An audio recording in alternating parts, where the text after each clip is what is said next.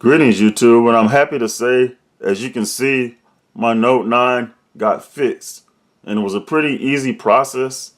I called Samsung and they referred me to who they used to do the repair, and the place is called ubreakifixit.com. I believe that's the name of it.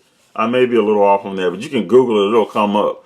But anyway, I took it there, and once you get through all the little paperwork and them contacting Samsung, looking at your serial number, it only took about 40 minutes for them to fix it. But I actually had to go to work, so I couldn't pick it up till the next day.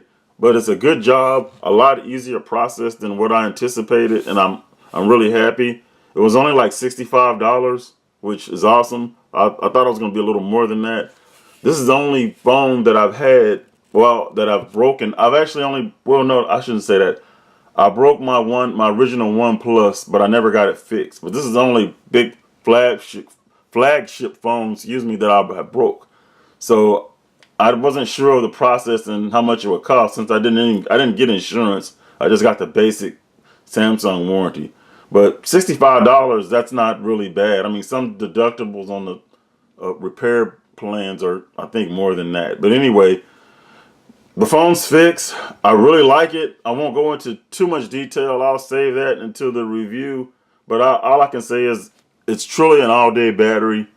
It's not the best battery, but it is an all-day battery. Better than all my previous Notes and my other Galaxy devices. So I'm really happy with it. Anyway, thank you for watching my video. Look forward to the Note 9 review. Have a nice day.